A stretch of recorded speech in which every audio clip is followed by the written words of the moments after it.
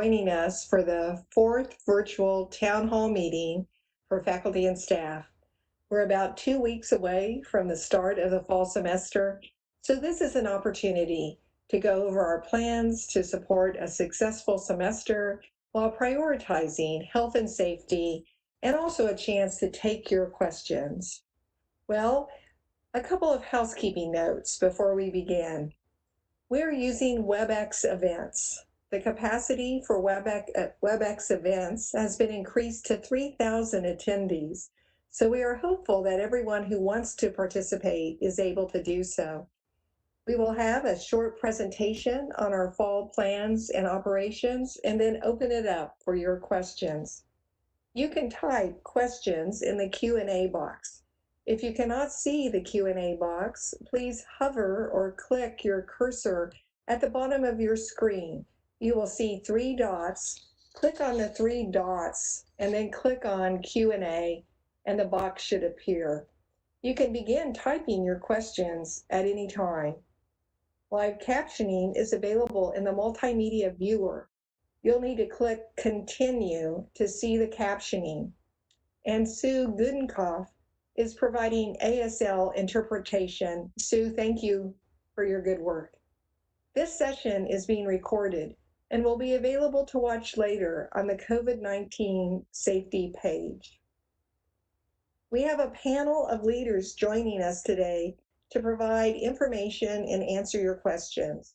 John Lawrence, Vice President for Extension and Outreach and Chair of the Fall Executive Planning Committee. Aaron Baldwin, Interim Senior Vice President for Student Affairs and Assistant Vice President for Student Health and Wellness. Kristen Obink, Veterinary Specialist with the College of Veterinary Medicine and ISU's COVID-19 Public Health Coordinator. Jonathan Wickert, Senior Vice President and Provost. Anne-Marie Vanderzanden, Associate Provost for Academic Programs and Chair of the Academic Continuity Work Group, and Bob Curry, Director of Facility Services for Facilities Planning and Management. Thanks to the panel, not only for being here today, but for the leadership they have provided throughout the pandemic and continue to provide as we move forward into the fall semester. Iowa State's response to the COVID-19 pandemic, including our planning and preparations for the fall semester, is the most massive and multi-pronged and complex undertaking in our university history. I officially named the Fall Planning Committee on April 28th. Over the past 3 months, this committee, in collaboration with the Academic Continuity Work Group led by Anne-Marie Vanderzanden, the Emergency Operations Center, and a dozen other work groups of more than 150 individuals, have been working tirelessly day in and day out on the countless details and decisions to resume as a residential campus this fall while supporting health and safety. There has also been a great partnership with the City of Ames and Story County, particularly through our Cyclones Care campaign. This campaign is a concerted effort to educate all members of our community about the 4 key behaviors that can prevent the spread of COVID-19: wearing a face covering, staying 6 feet apart, washing your hands, and staying home if you are sick. The enormity of our fall planning effort cannot be overstated. All of our faculty and staff have played an important role in navigating the rapidly changing situations and unpredictable circumstances. This has caused stress and exhaustion. It is critically important that you take care of your personal health and well-being. Take time to relax and recharge, and practice self-care. Please know how much I appreciate your contributions, your hard work and resiliency, and your care. I feel very proud of our Iowa State community. Thank you all so very much for your many, many contributions. Now, I'd like to turn it over to John Lawrence, Chair of the Fall Planning Executive Committee, for an overview of our fall plans. John? Thank you, President Winterstein. And Megan, if you'll put the slides up, thank you. So we're going to have a brief slide presentation. Aaron Baldwin and Christine Obink are going to help us go through some of the where we are on our fall plans. We're going to talk a little bit about the testing and contact tracing, and we're going to look at some indicators of how we're going to measure progress.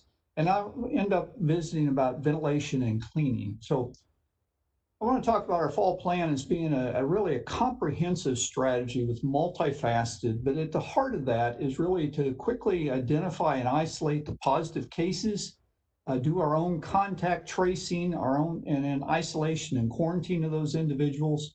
We're doing our own testing here at Iowa State through our veterinary diagnostic lab. So we have speed on our side compared to relying on some of the public sources. As you know, we're also reducing the number of people on campus through having online courses and reducing the capacity of our classrooms to no more than 50%. But underlying a lot of this is personal behavior, and that's really ingraining these 4 healthy behaviors into our students, our faculty, and our staff about wearing a face covering, maintaining physical distance, washing your hands, and staying home if you're ill. So let's go into a little more detail on this, and I'll turn it over to Aaron Baldwin. So, Aaron? Thank you, John. So I'm going to quickly overview some information about COVID-19 testing, our case investigation and contact tracing process, as well as how we will share information with campus. So starting with our COVID-19 testing, our strategy is really centered around identifying and quickly isolating positive cases on campus. So that process will include a symptom checker so that folks across campus can monitor their symptoms on a daily basis. As John mentioned, we're very fortunate to have in-house testing available for students, faculty, and staff through the Thielen Student Health Center, and quick turnaround time by having those tests processed at the veterinary diagnostic lab. And we have 24-hour turnaround time or quicker through the veterinary diagnostic lab. So a big shout out to both teams in both of those areas that are helping us do this COVID-19 testing so quickly and efficiently. We also will be focusing on isolating and quarantine our residence hall students in separate facilities. So we appreciate our Department of Residence team for the work that they have done there. And also we'll be focusing heavily on contact tracing and case management. So our students that will be living on campus will be tested as part of the move-in process, and that actually starts tomorrow and will go through August 16th. Students or faculty and staff may have the ability to test at an alternative site, as do students. But if you do test at an alternative site, we would ask that you self-report to the Iowa State Public Health Team so that we can connect with you and start that contact tracing and case management process. In addition, the team has really looked at every possible testing strategy that's out there right now, and we continue to closely monitor the research and information in regards to testing strategies. Considerations around our strategy really are related to the supply chain and ability to collect tests and trying to use our resources as efficiently as possible.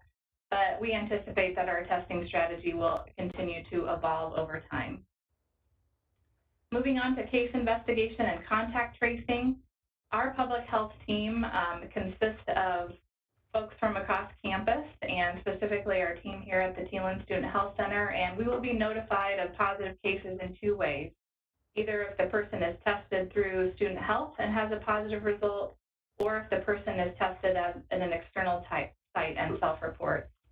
At that point, if a person tests positive, a case investigator will be assigned, and they will do a thorough interview with the positive individual, and they will provide guidance on both isolation and resources to support that person.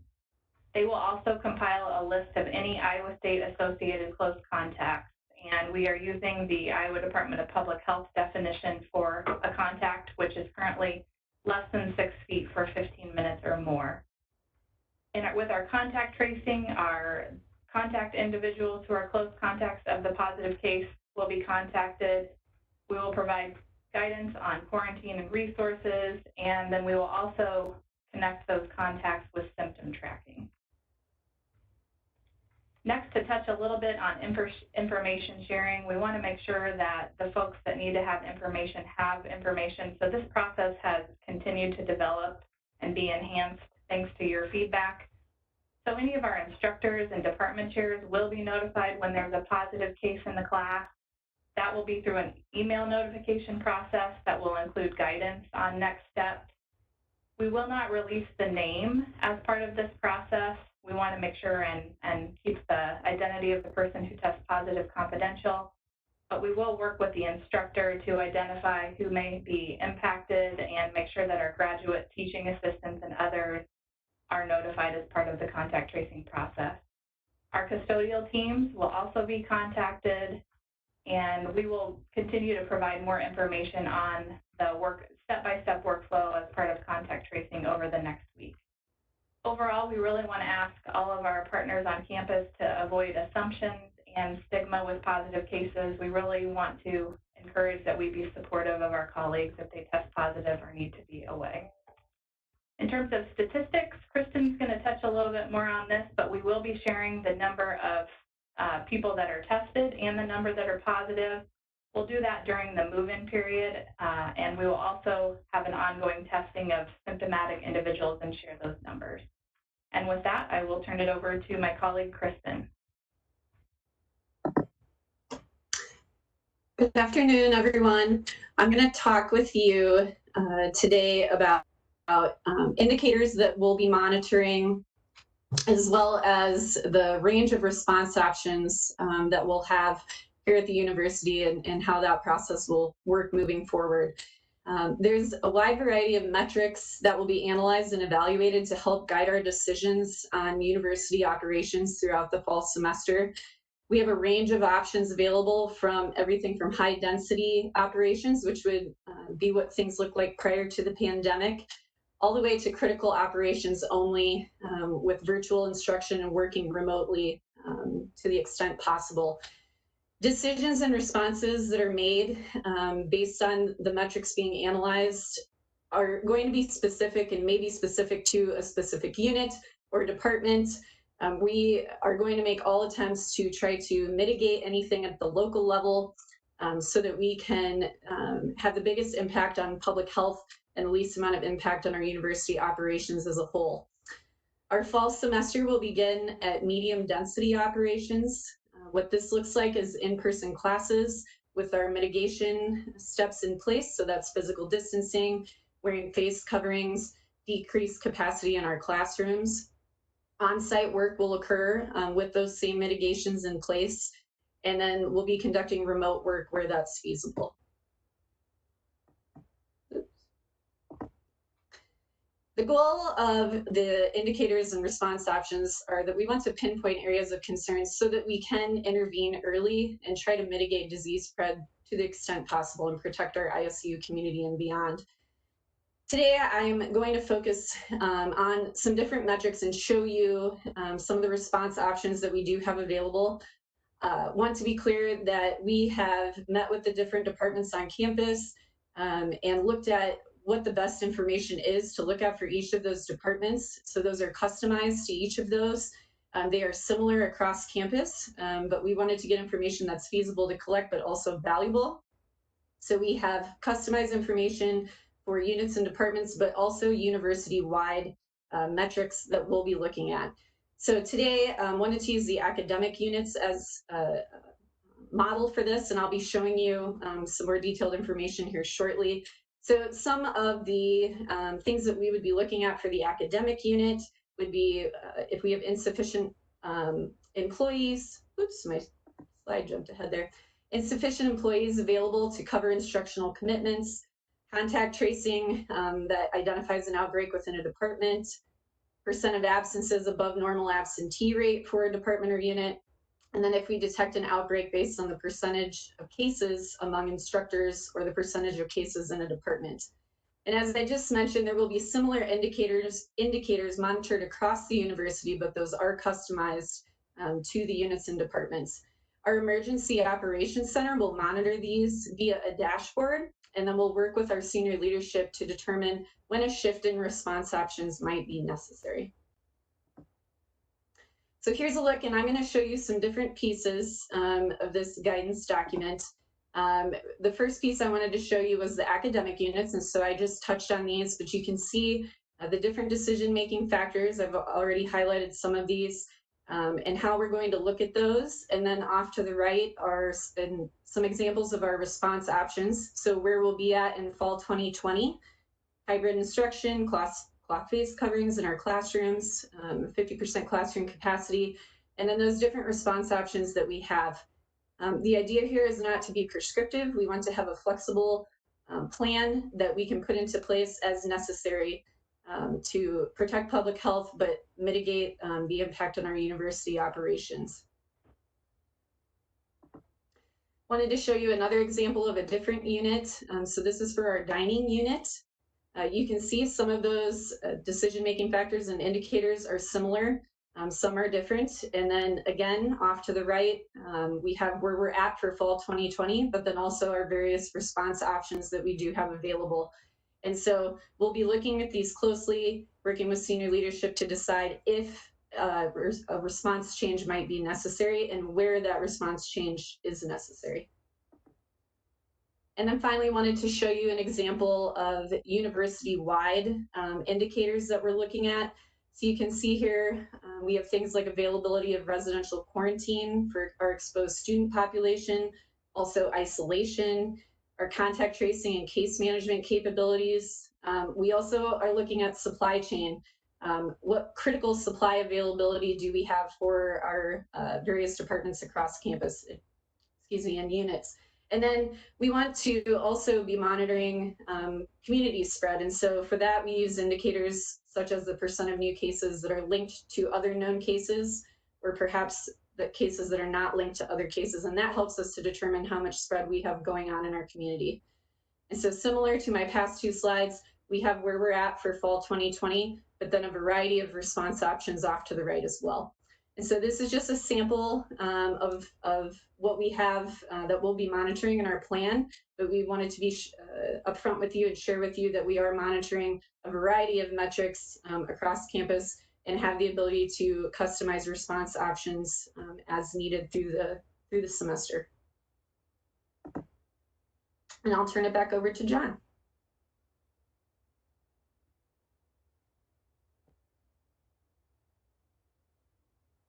It's not down to an individual department within a college per se, but with the unit.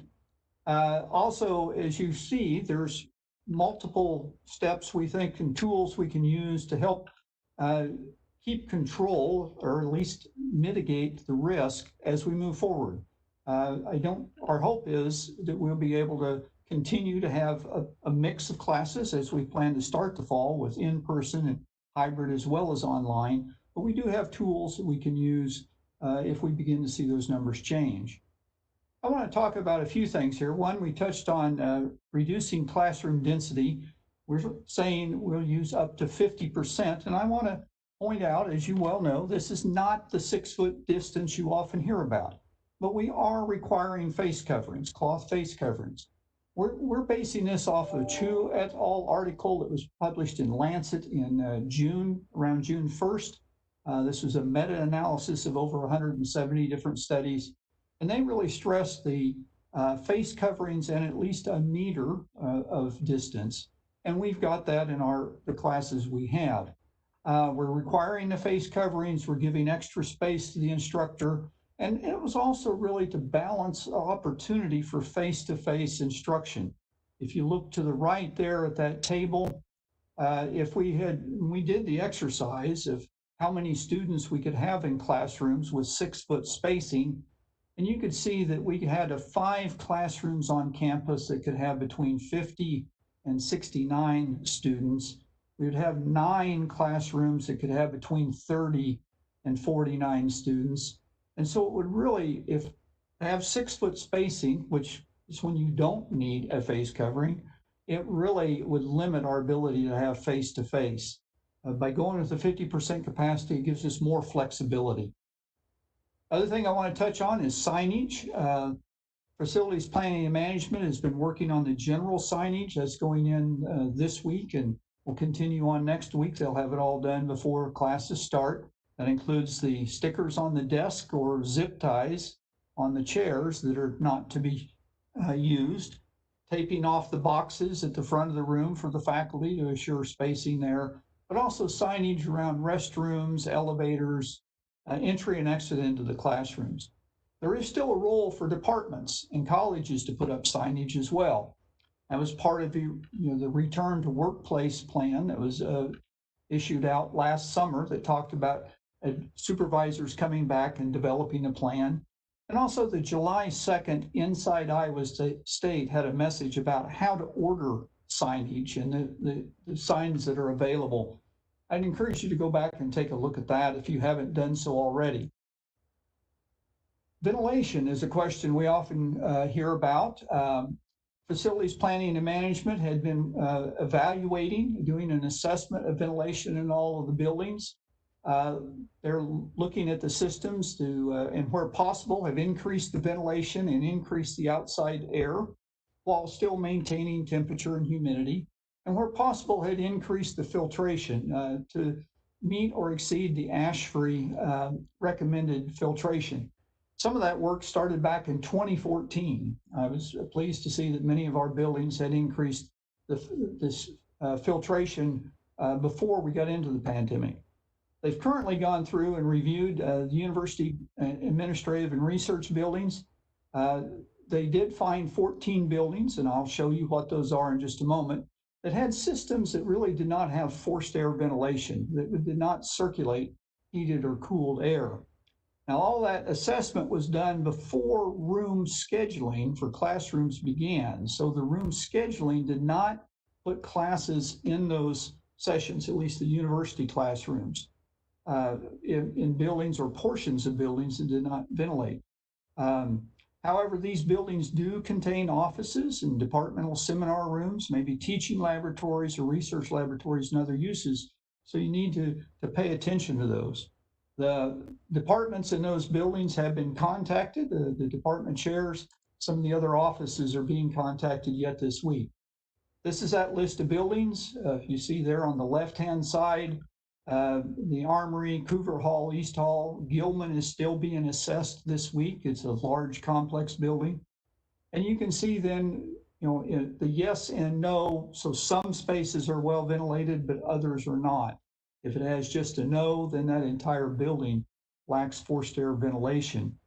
On the right-hand side, again, other buildings that have oftentimes are offices and maybe research labs, but I don't think they have classrooms in them. Those people are being contacted as well. Some of them are like at the golf course or the horse barns, the ruminant nutrition barn, but others are office buildings like the general service building and Sloss House. So those folks are being contacted directly. The next steps on those spaces, environmental health and safety and the workforce protection team recommends in those spaces that they can continue to be used, but be sure that you provide the 6-foot separation and wear the face coverings at all times. The other thing that FP&M has done is that as we went to 50% capacity or less, there's many of our small classrooms now have less value. Maybe originally they were built for 30, you reduce that by half, you're not going to have a class of 15. But those spaces may be available to move office people into those spaces, maybe used as a seminar room or other uses, graduate student offices and so on. And FP&M is prioritizing the people that need to move out of those 14 other buildings into those spaces. So work with them, use this COCF process to request additional space. Cleaning is another question we often get. I will say that our website, if you go to the COVID-19 website, go to Fall 2020 Planning, the frequently asked questions, there's a series of 5 or 6 questions and answers on cleaning there. I would say also that many of the things we're talking about today are on that Fall 2020 Planning site. It's been updated in recent days. I will admit much of this information was not shared out earlier, but we're getting better of getting it posted. So continue to watch that website. There is under the frequently asked questions, it talks about COVID impacted areas, who to call or for cleaning. As Aaron talked earlier, they will be notified automatically if there is a positive in a classroom for additional cleaning. I'll talk a little bit about the facilities management, planning and management daily cleaning in the next slide. Departments and colleges have their own offices and personal work areas that are the responsibility of the department and the college. And so if you need to make plans on how those spaces will be cleaned, there's guidance on what products to use and how to clean up under the FAQs. Similarly, departments and colleges will want to look at the purchase their own supplies through central stores. You can also use your go through side-by and use your P card, but central stores is really a great source. And you may not recognize, in some cases, there may not be a brand name you recognize, but all of the products there, Environmental Health and Safety has approved, one, to kill COVID, but two, to be safe to handle. So I encourage you to check that site. On the cleaning responsibilities, so facilities planning and management, when classes start, so starting the 17th, they're going to be cleaning the common areas, as you can see, corridors, atriums, stairwells, and so on. They'll be fully cleaned once a week, but the high-touch areas will be cleaned and disinfected every day. So door handles, drinking fountains, rails, elevators, and so on. Restrooms will be cleaned and disinfected every day. Instructional spaces, that includes classrooms, auditoriums, teaching labs, open labs, seminar rooms, will be cleaned and disinfected every day. That includes all spaces. Even if they're a departmental classroom, FP&M will be cleaning and disinfecting daily. And in Parkside Library, the high-use areas will be cleaned and disinfected twice a day. They're oftentimes open until midnight or extended hours, and so longer days they're going to get cleaned twice a day. So President Winterstein, that's a quick overview to kind of set the stage. I see that we have lots of questions, so I'll turn it back to you. John, thank you so much. A great round of applause for John Lawrence, for Aaron Baldwin, for Kristen Obing, for the great work that they did on the panel presentation here. So now we are going to open it up for questions. And this first question will go to Provost Wickard. Provost Wickard, for critical courses such as those important to accreditation and licensure, for which faculty were told not to move those, not to develop an online pathway in order to maintain that in-person experience, what do we do in this situation if in fact we have to go online for all of our courses? Great. Well, thank you, President Winterstein, and thank you for the question. Well, again, as was outlined in the presentation, we do have a set of indicators that we'll be tracking in order to make that decision. Of course, in the springtime, we had a very rapid move to all virtual instruction, and that is a possibility that if the situation warrants, that may occur again in the future. However, there could also be a middle ground type of approach that the university would actually take as we track these indicators.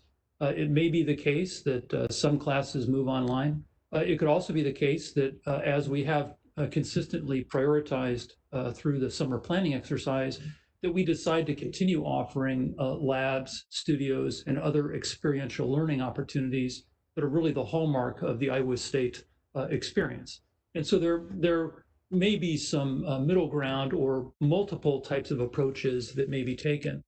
Now, we do know that with respect to the aspect of the question dealing with licensure and accreditation, that as we went through that process in the springtime, we found that those associations were providing a lot of flexibility to universities around the country in adapting these plans. And if circumstances would warrant, we would certainly expect those associations to behave similarly in the future. Wonderful. Thank you. Our next question states this. Iowa State has done great work in preparing for the fall, including wearing cloth face coverings indoors. Outside of campus, though, that does not apply. Will that change? Well, the good news here is that we have had a tremendous partnership with the City of Ames and many of our county organizations through Chief Mike Newton, through other individuals, Aaron Baldwin. And the city has really gone a long way towards adopting our Cyclones Care campaign, our 4 pillars of care. And if you go downtown, you'll see those posters in the doors of different businesses. And so we think there'll really be a strong level of support saying around the community to follow those 4 pillars. And with the first one, of course, having that cloth face covering. So we'll keep working on that partnership and keep working with the Ames community and in the very positive relationship we have.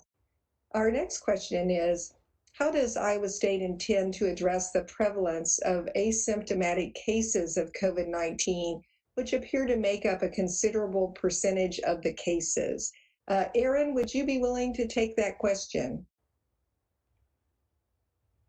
You bet, President Winterstein. It's a great question. Our testing strategy right now is really, as we mentioned earlier, centered around what supplies we have available and trying to test people that are positive and or have been connected with a positive case.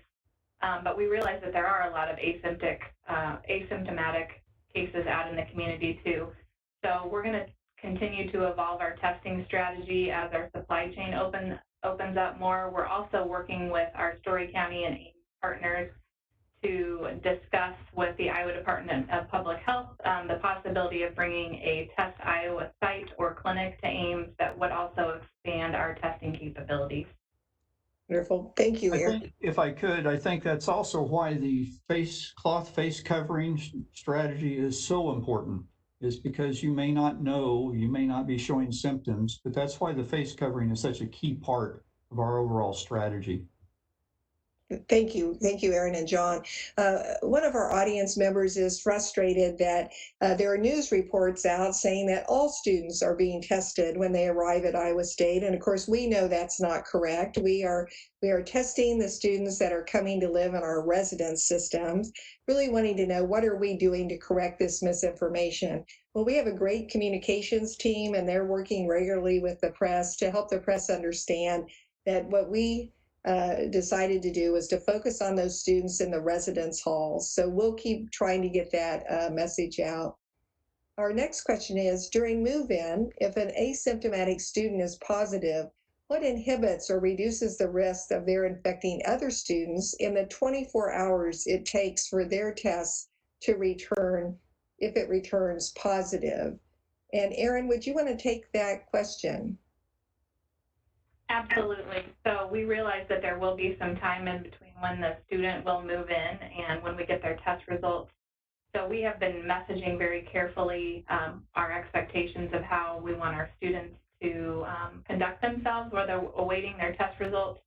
So really we're asking them to stay in their dorm room, follow physical distancing, wear their cloth face covering until they get those test results, because there may be some that are asymptomatic and do end up testing positive. Aaron, we unfortunately had to make the decision that we could not test our students in the Greek housing units. Could you share a little bit about how we came to that decision? Absolutely. We would have loved to be able to also test our students in our fraternities and sororities. And honestly, a lot of our sorority and fraternity students already live in campus housing, so that is one plus of the situation, that many of them will get tested as part of the move-in process. But honestly, it was a capacity issue in terms of supplies and then the ability to collect thousands of swabs. So as the lead move-in process starts, just to give some context of the scale of that operation, it's going to take over 105 volunteers every day. And we also needed to look at the capacity of the veterinary diagnostic lab and how many samples that they could process per day as well. And that's really where we landed at testing our Department of Residence students only. it really is a supply chain issue, isn't it? Whether it's the staff to do the work, the processing time, all the reagents, everything involved really creates a problem with the supply chain. Erin, going on with the sorority and fraternity community, what will they do if they have a positive case in a fraternity house? How will they deal with quarantine to be able to quarantine? So our sorority and fraternity engagement team has done a great job connecting with their chapters, talking about different options, providing them with the different guidance that's out there so that they can help them each look at their own approach, because every house is different, every chapter is different, so we want to try to support their individual needs. In addition, I know there's also been conversation if they don't have quarantine or isolation housing space available in their houses, how we can partner with local hotels and motels, possibly if students need to isolate somewhere else. So it's a continued conversation that we want to make sure that we're supporting our sororities and fraternities. Thank you, Erin. John Lawrence, would you take this next question? Will information about COVID-19 spread be shared with employees and or publicly if and when it occurs? So as Kristen talked about some of the information that we'll be watching, one of the things that we will be sharing out is the number of people tested, the number tested positive. And we'll do that much like as the semester begins, much like you see on the news each day, a daily update. These numbers will also occur in the Story County numbers when they're reported, but that may be a day or two later. People will be notified, as was talked about with a student. If it's an employee or even a student employee in a workplace, the supervisor will be notified of a positive. Again, the identity will be protected. We don't want to stigmatize people, but supervisors will be notified if they have a positive in their case. The contact tracing then will identify who has been near that individual as a possible exposed person. And John, I'm going to stay with you and ask you, how will the face coverings that the university is providing to graduate students and to undergraduate students, how will that distribution occur? So we're waiting on our next shipment. Information we had, it was shipped today and will be arriving here, we believe, before the 7th or hopefully sooner than that. For those, the ones that arrive here quickly, we will begin distributing to those that move in at the check-in location. The others, we envision having locations around campus that first week of classes. Last summer or fall, we were handing out apples and bananas. We envision handing out face coverings to people. So we will have different ways to distribute those. John, one more follow-up on that. Will we be having some disposable face coverings in classrooms or buildings? Will that system be in place as well? Yes, we have. I haven't seen the latest count. I saw about a week ago we had 195,000 disposable masks at central stores for departments that may have one for if they have a visitor that comes to the office, but also for instructors to use in their classroom. I can, let Provost Wickert or someone talk about how to work with students, because there's information and instruction to professors if a student shows up without a mask. Having one to provide them, if it's a simple "I forgot," is one of those first steps. Similarly with the library, the Memorial Union, we don't want to make this confrontational, but they do have to wear a mask. Great. Provost Wickert, would you like to add anything on that question? Yes, thank you, President Winterstein and John, for those comments. About a week ago, I distributed a communication to all faculty outlining classroom protocols in the event that a student does not come to class wearing a face covering. And this guidance was developed in collaboration with the Faculty Senate's Executive Board. Here at Iowa State University, we have a policy on classroom disruption, which is outlined in Chapter 10 of the Iowa State University Faculty Handbook. And it gives faculty the right and actually the responsibility to adjourn a class if a student is behaving in a disruptive manner. Of course, if a student comes into class without a face covering, the first line of action should be to explain to the student that you observe that he or she is not wearing a face covering, remind them to put theirs on.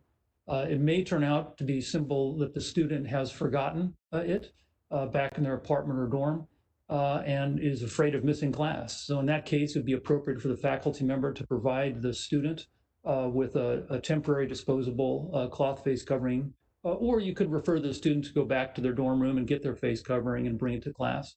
In a case where it's a deliberate action or repeated action on the part of the student, then the faculty member should adjourn class and report the incident to the Dean of Students office. And our Dean of Students office has provided some very good guidance and resources on their website. So again, I would refer faculty to the communication I sent last week, which is also available on the Provost Office website. Thank you, Provost Wickert. John Lawrence, back to you. Will the draft indicators and guidance documents for responses be made available to all ISU community members? We intend to post today's presentation. Will be on the COVID, someplace on the website. Great. And John, specifically, the indicators and guidance documents, those are still in draft form, and we're working on those. Any more information about that and how those may be shared? So again, we'll, much like the list that you saw, we have about 12 pages of the different types of units, whether it be dining or housing or custodial or research. Yes, those indicators will be monitoring as well as possible actions. As Kristen said, they're not meant to be prescriptive, that we don't see any one line in the sand that would necessarily cause change, but it's a combination of many of them that will be taken into account. Great, thank Kristen, we are hearing that hearing reports that some students may check in and then move back home until essentially Destination Iowa State happens. And in this time of COVID, it'll be a different type of Destination Iowa State. Has this been considered in the testing process? Erin, would you want to take that question? You bet, President Weinstein. So that has been considered, and that is perfectly fine if students and their families feel like that's the best fit for them. We realize too, just, talking about testing in general and testing being a part of the move-in process, that testing is a snapshot in time. And, it really just provides us a snapshot of that period of time. So really, we're trying to focus on our mitigation efforts that we know that will have the biggest impact. So if a student does decide to go home until the Destination Iowa State starts, we'll really encourage them to focus on wearing their face coverings, washing their hands, physical distancing before they return to campus. Thank you. This next question, I'll ask Erin or Kristen to answer. Will EAB be used to review a student's prior appointments if they test positive and to notify any offices that they may have been in? I think that's a great suggestion that we can add to our contact tracing workflow.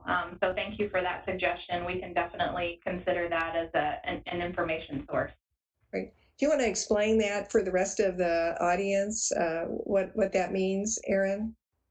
Yeah, so our EAB system, from what I understand, is used to make appointments with advisors, and so that may provide a good registry for us to understand where students may have had different appointments on campus, and then we can look through whether or not they were virtual appointments or in-person appointments, and might help us identify contacts as part of the contact tracing process.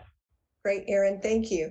The next question begins with a thank you for the panel. So another thank you for our panel members.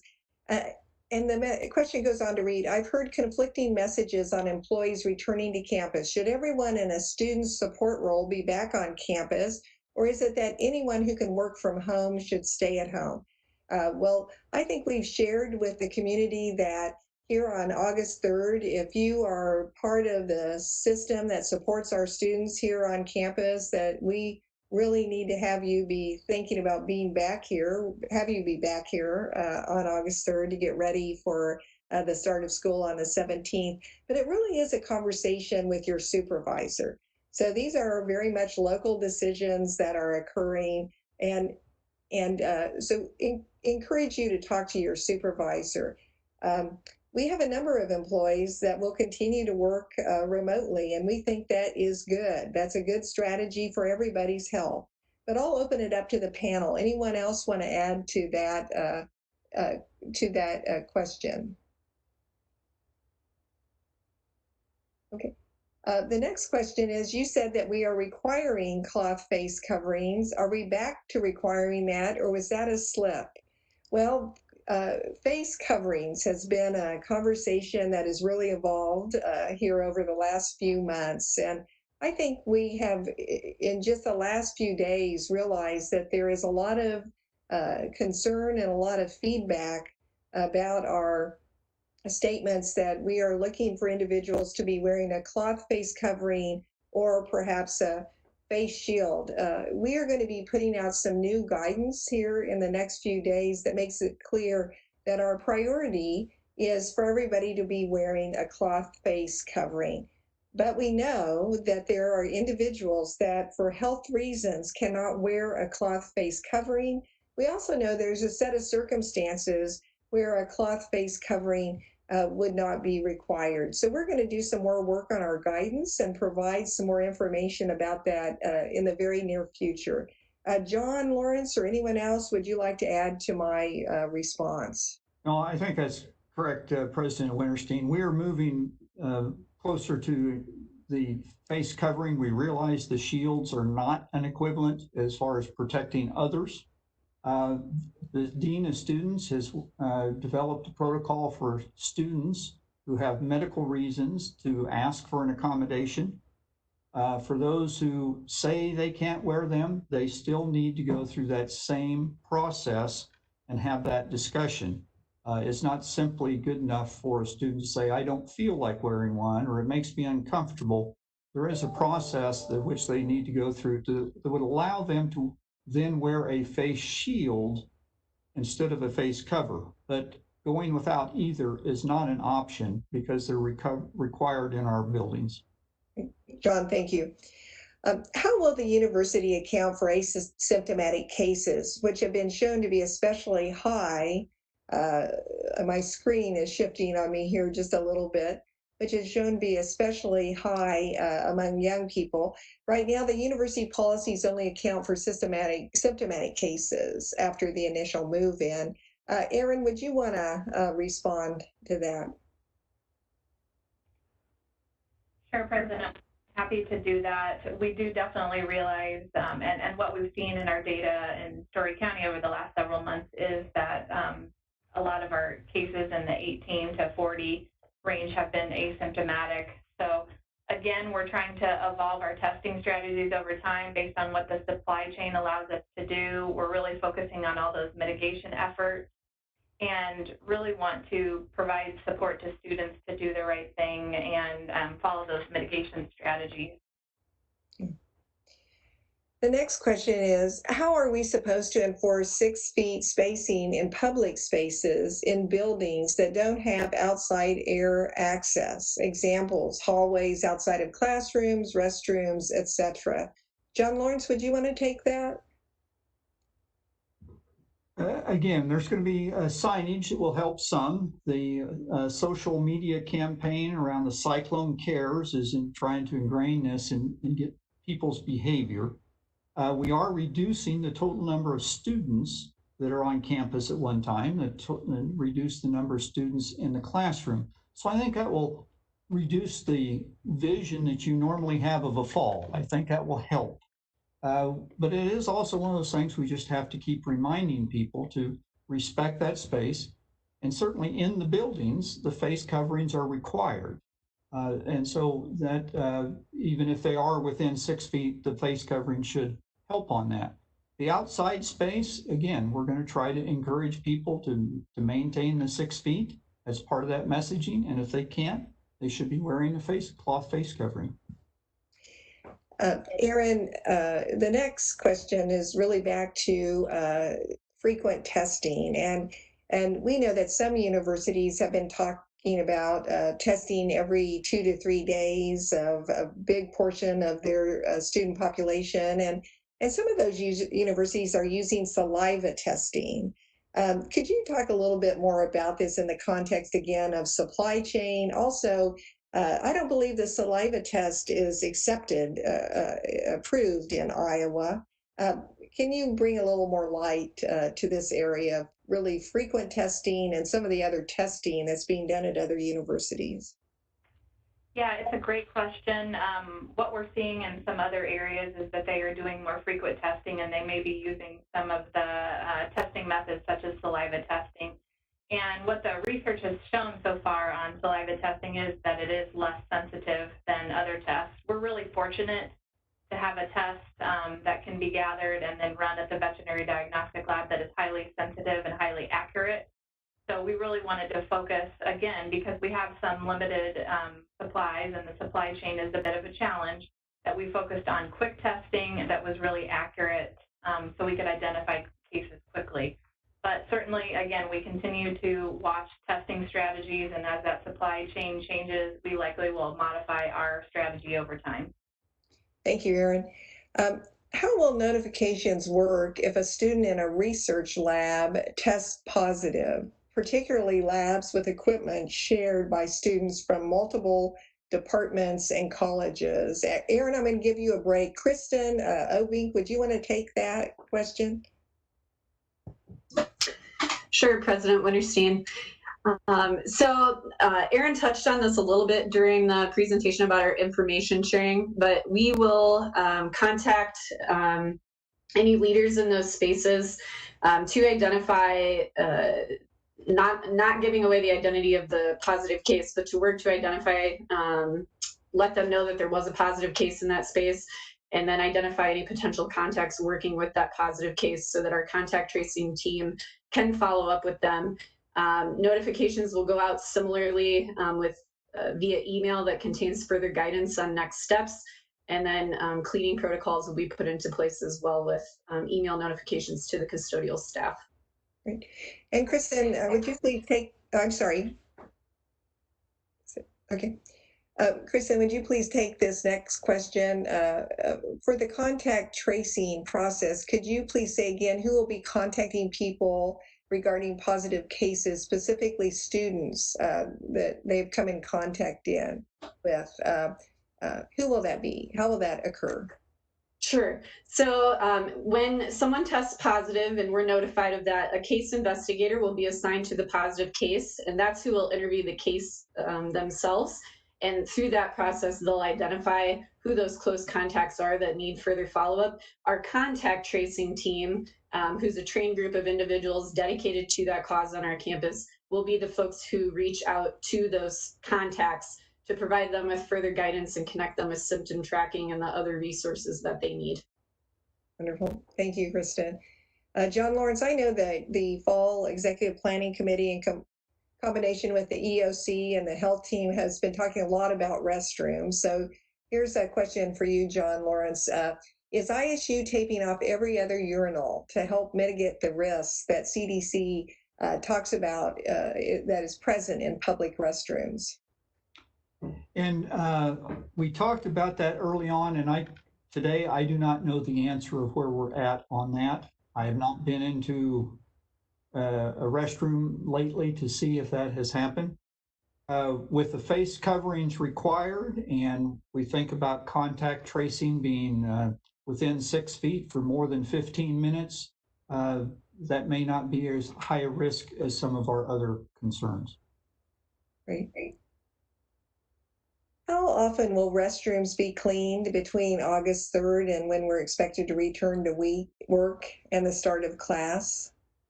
John? I haven't asked that question specifically. I think they are working their normal routine. So however often that was, if that was daily before, that's what it is now. But I have not checked that specifically. John, another question for you. The seating charts in the F2F classrooms will be important for contact tracing. It would be very helpful if FP&M could number the seats in classrooms so instructors can generate seating charts easily, especially for large classrooms. Are students being asked to personally maintain a contact list? So that 2 questions there. So, and I may let Anne Marie weigh in on this one as well. The FP&M is generating a chart, like a fillable PDF or a paper chart that has the layout of the seats and that can be filled in. I don't believe that they are numbering all of those spots, but that has been discussed. But they do have a fillable chart with the layout of it. And the second question? I'm sorry, my screen moved on me here. Just let me see if I can get back to that. Maybe Anne Marie has that. I think it was with students maintain their own list of contacts. Yeah. One of the seating chart will definitely be helpful. The other thing we're encouraging is that if you're in a small group discussion, and that may change from day to day, or you have a lab partner, make a note of it, who you worked with that day. So that if you are called because you've tested positive, you can go back to your notes and see who your partner was that day. Anne Marie, anything else on the classroom advice? Yes, John, I would add that we are working on the academic continuity working group is working on those fillable PDF charts from FP&M. We'll have those posted onto the FP&M website as it relates to the individual classrooms. We're also working on a spreadsheet, an Excel file that faculty can download that has the individual seats labeled, so that may be easier in some of the larger rooms. So that would be another option that people would have available. The other piece that the academic continuity working group is just finalizing is a communication that will come out hopefully first part of next week that really ties together the designated seating charts as well as the contact tracing process. We wanted faculty to understand the kind of the connection between those two, so they'll understand, what will happen, what type of information they would be asked to provide. So there's a little bit more clarity around what that process will look like. So the recommendation is to have those designated seating locations in place. Even if they change over the course of the semester as students, maybe the faculty member needs to change things up or doing some type of team-based learning or something like that. But in working with the health team, we certainly understand that that's an important part of being able to do the contact tracing. Anne-Marie, thank you. With current thinking being that transmission through services is very rare, is there a thought that we could reallocate resources for extra cleaning more effectively elsewhere? Who would like to take that question? Oh, I can weigh in on that, and I would agree. We went from back in the spring, it was all about washing your hands and hand sanitizers, and it's still important, don't get me wrong, but it is more about the face-to-face contact. Certainly, we've looked at adding additional staff to help with the cleaning, but I think the once-a-day cleaning on the classrooms is critical, the restrooms, and then the twice a day in the high traffic areas like in the library are still important. Right. Another thank you to the panel for their work. And there's a concern from parents, students about the number of classes that have gone online with no in-person option. Will departments offering these courses only online be offering additional resources to support their students? Provost Wicker, would you take that question? Yeah, thank you, President Winterstein. So, of course, we're offering classes in 3 formats this fall: in person or face-to-face, virtual, online, and then hybrid, which is a combination of the two. The guidelines that we follow are really established by the Department of Education and also by the Higher Learning Commission. Even for a class that is entirely online, faculty should be working to have some sort of in-person engagement, live, so to speak, live engagement with students online, which can be video calls, just like the one we're having here. In fact, the Department of Education guidance is really for about 1 hour per week of such activity.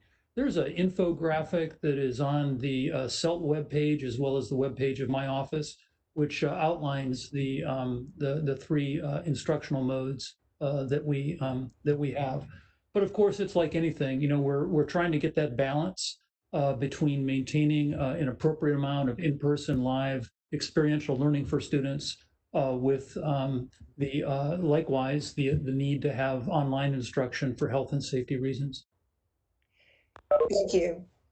Is there a set of metrics that will be published up front where if we meet certain threshold, the campus will move to critical operations only? John Lawrence, would you take that question? As we said, we'll have those indicators that the leadership team will watch on a daily basis. The thresholds, no, because there's multiple thresholds we'll consider. It involves individual departments, functions. I often use the example, if we find out, because we'll watch the data, that we have problems with flag football, then we can shut down flag football without shutting down the entire campus. Similarly, if it is happening through individual classes, we can work to change that. There are steps about moving lectures online, but still maybe holding the experiential learning, prioritizing those, take additional precautions to protect those students and instructors, but still be able to continue to deliver on our functions of education, research, and service to the state. Quite a few questions still coming in about cloth face coverings versus face shields. Again, we've talked about this a little bit today. We're going to have some clarification on that, really pointing out again that we have some individuals due to health concerns that are not able to wear a cloth face covering, and how do we care for those individuals, the face shield being one option. So we'll have more information on that in the near future. Here, Provost, well, maybe this, let's see. I'm sorry, just reading down through these questions again.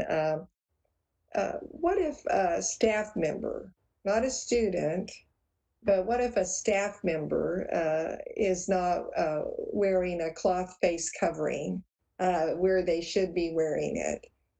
What is the action in that particular case? We've talked about students, but what if we have one of our employees? John, would you want to take that? John Lawrence. Yes, we've worked with university HR on that. The first step is to contact your own supervisor and share that information with them, that you're concerned about the employee, and that supervisor then will work with the supervisor of the other employee.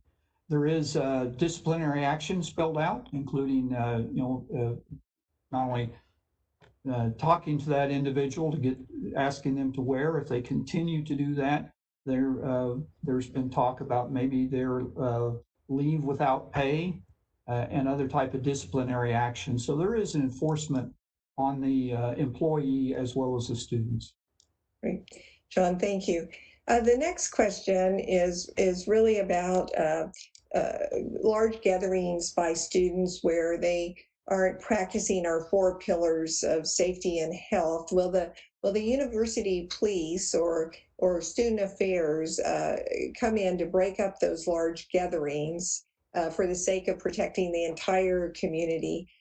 So we are going to be working on all of this together, but really through our campaign that's very big on social media, which is Cyclones Care. And part of that campaign says that if you want this, if you want to be on campus for design studios or for biology labs or for classes in different settings, then you need to do this. And that is wear your face covering, follow the 4 pillars. And so we'll be doing a lot of effort to be sending out that message and asking our students to participate. Anyone want to add to my response on that?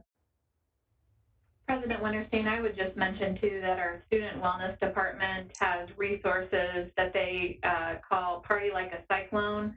So it's good rules that we should all follow anytime we're going to have a student gathering. So they've adapted those materials to touch on the mitigating factors that you just mentioned in terms of keep your group limited to smaller numbers, practice physical distancing, wear your cloth face covering to try to encourage those activities as well. Great. Thank you, Erin. What if a student employee shows up to work with cold-like symptoms such as coughing? Should we send them home until symptoms are no longer present? Not necessarily COVID symptoms, or do they need to return with a negative test? Erin, would you take that question, please? I think in general, we really want to encourage people that are sick to stay home. So if someone comes to work, whether it's a student employee or it's a faculty or staff member, we would want to encourage them to go home if they have symptoms and go see their healthcare provider. So for a student, they could come see us at the Teelan Student Health Center and they determine if testing was needed. And we want to encourage that for faculty and staff as well to see their personal healthcare provider. Erin, I'm going to keep you for this next question. In regards to Destination Iowa State, how large are the individual groups and how will social distancing be enforced during those events? And I might pivot that question to Provost Wickert because I think he may have had the more recent update in regards to Destination Iowa State. Yeah, absolutely. Thank you, Erin and President Winterstein. So Destination Iowa State kicks off on Thursday, August 13th. We have a different looking Destination Iowa State this year compared to the past. Sarah Merrill and her team in New Student Programs has done an excellent job in innovating and adapting to have additional safety protocols this year. So we're moving some of the functions virtual. So for instance, the traditional large kickoff on Thursday is being moved to a virtual kickoff experience. So that will not be a large group gathering. We've moved a social function to Jack Trice Stadium on one night, on Friday night, where students will have a movie, and that'll be outdoors, so we'll be able to have good social distancing there. With respect to the question about the size of the groups, we have about 65 cyclone aides, and each one of their groups will be about 60 students. In some cases, they'll be meeting out of doors and having social distancing. In other cases, they'll be meeting indoors in classrooms. And there we will be abiding by the 50% occupancy standard that we have for our classrooms, just like we have for our instructional classrooms as well. Provost Wickert, let me keep you for this next question. If the supply chain is such a limiting factor for testing, why are we placing so much on an in-person experience for our students? Why is in-person the norm and remote work the exception, rather the other way around? Yep, it's a great question, and it really is one about culture and mission. You know, what we heard from students last spring when we surveyed them is that the students understood the reason why we switched to online instruction last spring, and they really thanked faculty for the extra work faculty had done in making that switch. At the same time, we also heard from students that boy, they really miss the in-person learning experience. They miss that kind of interaction with faculty, and as well as with all the learning that takes place outside of the classroom with other students. You know, one of the hallmarks of Iowa State University as a land-grant institution is our emphasis that we have really maintained throughout the years on experiential learning and the practical learning that takes place in the laboratory, in the studio, out in the field. And we're made a priority this fall that we are going to prioritize health and safety. And with respect to education, we are going to prioritize that in-person experiential learning experience. So we're doing the best we can in order to balance those two core principles. Thank you, Provost Wickert. This next question says, if we have an alternative work arrangement and find that we feel more unsafe as the semester goes on, will we be able to revise our arrangement? And I think clearly this is something that you would go through the same process you went through to have that alternative work arrangement established, work with University Human Resources. And I know they would be happy to work with you as the semester goes on. The next question is about pooled testing. So we've been talking a lot over the last few weeks about pooled testing. John Lawrence, would you want to take this? And certainly that's one of the things that you see a lot in the press about. Other universities are using it. We have talked with our statisticians as well as our veterinarians and vet diagnostic lab. One of the concerns is that if you sample, let's say 10 samples in a pool, if there's one positive, you need to go back and redo all 10 of those again. And so there's a concern with a limited supply chain of using those resources in that way. If they're all negative, then you've accomplished something. You still have the swabbers, you still have the resources that you have to swab all of those people, but the reagents can become a limiting factor. Another thing is that we're emphasizing, and I realize with the asymptomatic, you might argue it's a challenge, we're really focusing on trying to identify those with symptoms. We have a software package that we'll be implementing that will send a text message out to students, faculty, and staff, frequently, each day or every third day or randomly, asking them their symptoms and monitoring if those change. And so if it's simply, I have a headache today, they probably won't flag that. But if you've got 2 or 3 of the symptoms on the list, it will trigger them to send a message to get in and get tested. So we're trying to find other ways of identifying those people while sparing our test reagents as much as possible. Thank you, John. What is the status of gyms and clubs, student clubs and activities going on? And will the library be open? So perhaps Aaron and Provost Wickert, would the two of you want to take those questions? Certainly, President Winterstein, I can start with our recreation facilities. So State Gym is currently open, and I know they have plans to have opening of lead and buyer at some point as well. And they have some great protocols and procedures they've put together to limit the density and the number of people in those facilities, to spread out equipment so that people can practice physical distancing, and then to ask people to wear face coverings when they're coming in and out of the facility and in settings that are safe. We realize, in some of these activities, running on a treadmill, you probably don't want to be wearing a face covering, but that's why they've spread out the equipment so that can be done safely. And with regard to some of the academic spaces, there was also a question that was posted about whether the library will be open. And yes, the library will be open. The library is a very vibrant part of campus, supporting learning and students and research here on campus.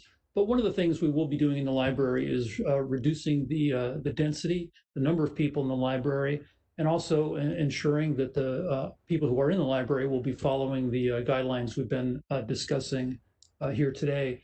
The library will also be cleaned more frequently than in the past because the library does have longer hours. Great, thank you. Let's see. Let's go to this one. While names of students, faculty, and staff with a positive test will not be shared, won't it simply be a process of elimination for coworkers and peers to determine who is diagnosed positively when they are not in class, work, lab, etc.? Kristen, would you want to take that question? Sure, President Winterstein. Certainly that is a possibility. Of course, due to confidentiality,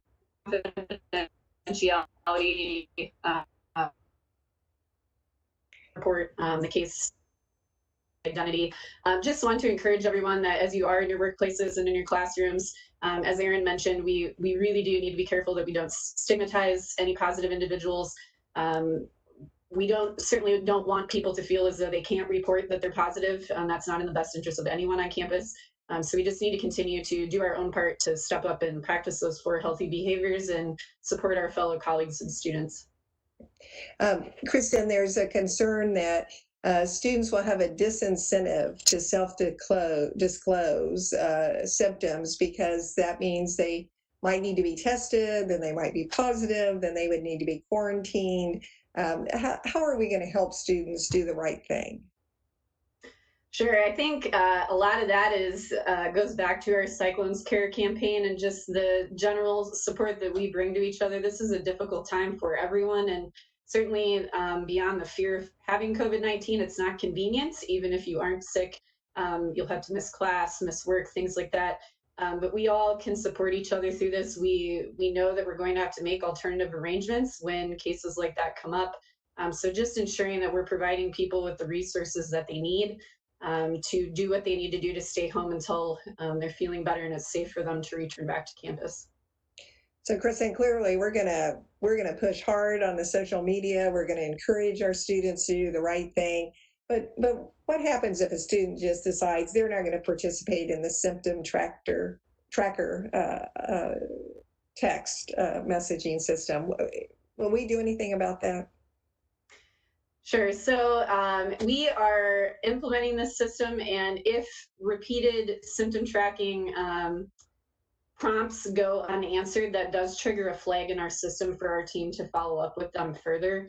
So we do have ways to try to follow up with those individuals and holding everybody responsible for their own health and protecting everybody else.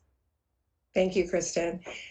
John Lawrence, what types of coordination, communication with campus town businesses, including bars, has happened, and have those businesses agreed to any mitigation factors, including face coverings? And you may be in a better position to answer this one, President Winterstein. So as many of you know, the City Council has passed an ordinance to enforce the governor's rules in bars and restaurants. And that is, everybody has to have a seat. You can't be standing. Those seats need to be physically distanced, and no groups, I believe, larger than 6. Masks are not required at this time, but those distances are important. I think them helping carry our message about masks and face coverings will be a part of that as well. Well, John, I would just add to that. We know that if bar owners, operators do not follow the directive from the city, that they can, in fact, lose their liquor license. So there is some accountability in terms of the new requirements that the city has put in place for bars. So that's important. Many students, faculty, and staff in Ames depend on SciRide for transportation. What safety protocols are in place for passengers and drivers? John Lawrence, you want to take that one too? Yeah, and so of course, SciRide is, we're a partner with them along with the city, but SciRide is requiring face coverings now. That's a requirement on SciRide. Their drivers have been wearing masks or cloth face coverings all spring and summer. They are looking, I don't know if they have actually installed them, but they were looking at putting hand sanitizers on there. The other thing to keep in mind is with the reduced capacity on campus, we think there will be reduced crowding on the buses. SciRide is going to start the fall with the same number of buses they started last fall, but we're going to have many of our students will be online and less traveling. They will continue to monitor that, but try to find a balance between allowing enough space and yet still providing service. Kristen Obing, everyone couldn't hear your response to this question because of the connectivity issues we sometimes experience. So here's the question again. While names of students, faculty, and staff with a positive test will not be shared, won't it simply be process of elimination to figure out who tested positive? Sure, and sorry about the connection issues there, President Winterstein. I mentioned earlier that certainly is possible that can happen, particularly in small workplaces, small groups. However, with our confidentiality regulations, we can't share that identity. And my main message was just to encourage everyone, as Erin mentioned in her discussion earlier, that we really do need to make sure we're not stigmatizing our positive cases and making people feel as though they can't report that they are positive. It's in the best interest for all of us if individuals feel comfortable doing those appropriate measures when they do test positive. And so it's really up to us in working towards providing the resources that people need and the support that our colleagues and our students are going to need in these difficult times. Great. Thank you, Kristen. Absences could also be tied to contact tracing. Some of the people absent may not be positive, but have been in contact with someone that is from another location. So it would be jump to conclusions. Absolutely.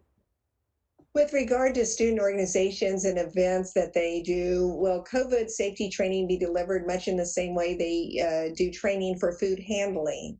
And will the event authorization ping and risk management in some of all student organization events? John Lawrence?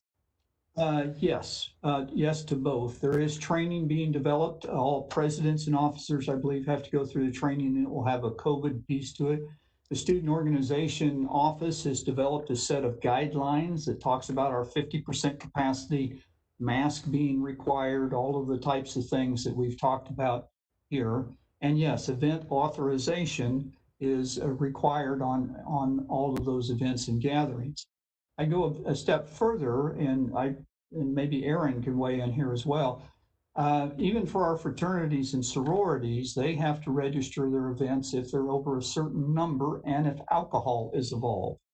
And so we have a way to leverage if they are not following good behavior of challenging some of those requests for those events. Great, thank you, John. Provost Wickert, students can't get enough credit to pass a lab class unless they are physically there. How will students be accommodated so that they are not tempted to come to the lab when they are sick if they fear they will not pass the class? Great, thank you, President Winterstein. I'll say a few comments, then I'll ask Associate Provost van der Zanden to speak to this question as well.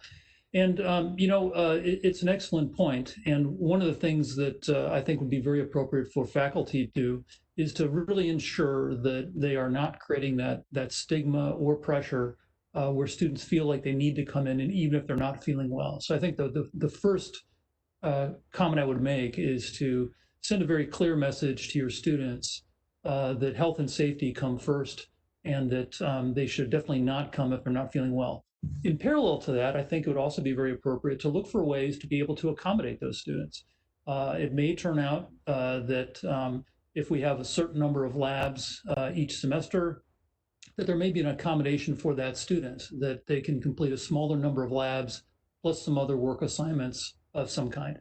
There might be data analysis, for instance, that can be done remotely. It would also be an option to work with that student and have an incomplete, such that the student would be able to make up those lab experiences in a different semester, or when they're feeling better and they've gotten past their illness later on in the semester, they could double up, so to speak, and complete those assignments. Anne-Marie, would you like to add any comments? Yes, I would also add that the Academic Continuity Working Group has been, we've received some feedback from the Faculty Senate Curriculum Committee and the Academic Affairs Council, getting some additional suggestions and input from faculty on their ideas, in particular about how to deal with potential incompletes this semester. We realize when a student needs to step out of a class if they themselves have become infected, or if they're needing to be out because they've been in contact with another student. When that happens will be really important. If it happens early in the semester, that may have negative impacts on them being able to complete the course. If it happens in the middle or towards the end of the semester, it's kind of a different situation. So with the group of associate deans, we also are identifying some of those key courses and identifying metrics that we can use to prioritize how we can ensure students can complete a course where it makes sense, using some of those alternative options that Provost Wickert described. We've identified prioritizing our graduating seniors. So how might we work with them to ensure they can graduate on time? And then also we'll be working with our accrediting agencies to determine what type of flexibility there might be in some of the courses. As Provost Wickert mentioned earlier, many of those agencies have been quite flexible during the spring, realizing the traditional way that students have been able to demonstrate they've accomplished those learning objectives may need to change as we're doing the higher education in this current situation. So I think we're looking at a variety of options.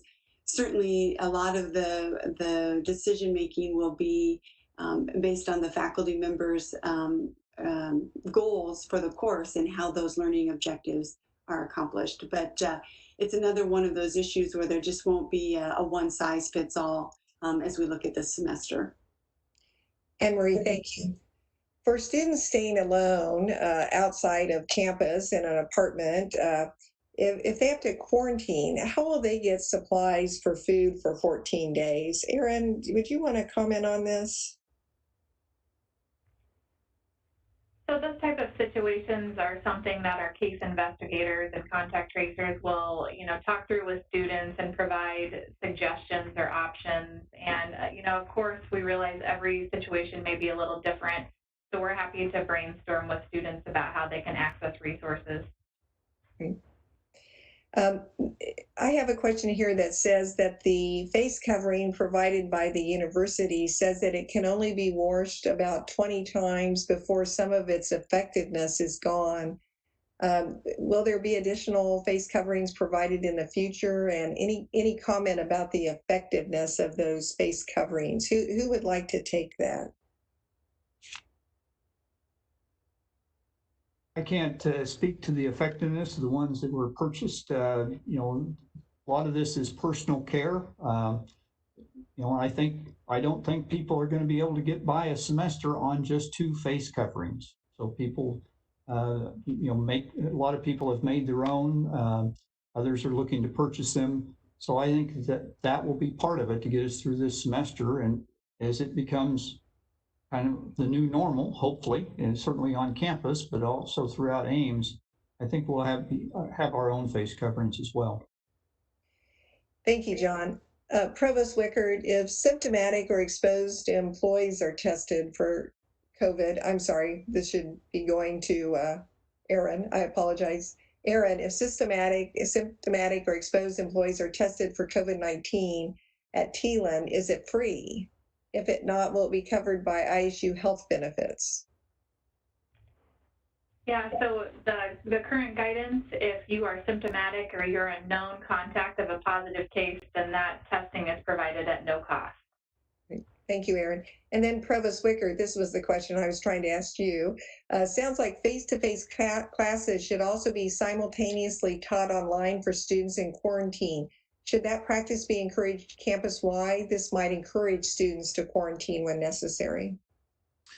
Yeah, the guidance that we're providing to faculty and that has been in some of my earlier communications is first of all, we don't want to design the fall semester in such a way as we're asking faculty to teach all their classes in 2 different modes. And so again, in this case, the default modes of the class described in the question would really be face-to-face.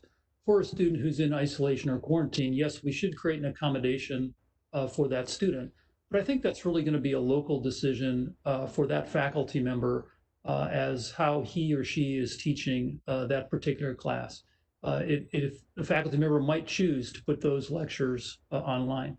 Faculty member might also choose to put their notes online and have other online resources for the student.